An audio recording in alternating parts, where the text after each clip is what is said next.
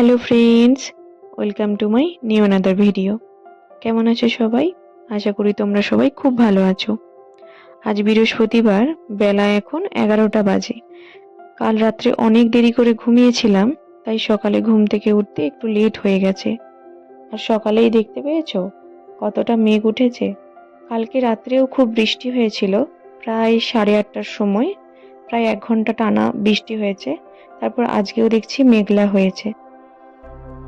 কাল রাত্রে বরের একটা বন্ধুর বাড়ি গিয়েছিলাম, তো সেখানে খাওয়া দাওয়া করে সেখান থেকে ফিরে আসতে অনেকটা লেট হয়ে গিয়েছিল। তো আমার বাড়ি থেকে বন্ধুর বাড়ির দূরত্বটা অনেকটাই, প্রায় হচ্ছে 40 মিনিটের রাস্তা।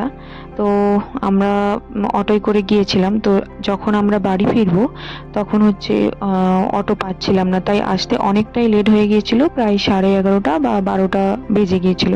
তাই আজকে সকালে উঠতে অনেকটা লেট হয়ে গেছে। সকালবেলা উঠে ঘুম ঘুম থেকে ওঠার পর সমস্ত কাজগুলো সেরে স্নান করে এই যে সবজিগুলো কেটে নিয়েছিলাম। তো এখানে পটলগুলো হলুদ আর নুন দিয়ে মাখিয়ে রেখেছিলাম, এখন ভেজে নিচ্ছি। আর যেহেতু বৃহস্পতিবার, তাই নিরামিষ রান্নাবান্নাই করব। তো আজকে হচ্ছে পটলের তরকারি, আর হচ্ছে ঝিঙ্গে আলু পোস্ত, কুঁদরি ভাজা, কাঁকরোল ভাজা, আর কিচ্ছু না। এদিকে আমি আলুটাও ভেজে নিচ্ছি।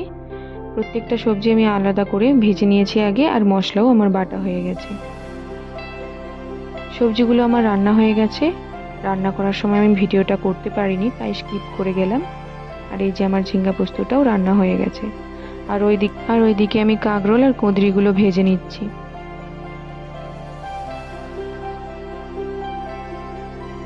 তো এখন হচ্ছে কাঁকরোল ভাজা আর কুঁদরি ভাজাটাও ভেজে নিয়েছি। বর অফিস থেকে চলে এসেছিলো, তাই খাবারটা বেড়ে নিলাম। যাই হোক, আজকের ভিডিও তোমাদেরকে কেমন লাগলো তোমরা অবশ্যই কমেন্ট করে জানাবে। ভিডিওগুলো ভালো লেগে থাকলে লাইক, শেয়ার অ্যান্ড সাবস্ক্রাইব করে দিও। আজকের ভিডিও এখানেই শেষ করছি। আবার দেখা হবে পরবর্তী একটি নেক্সট ভিডিও নিয়ে।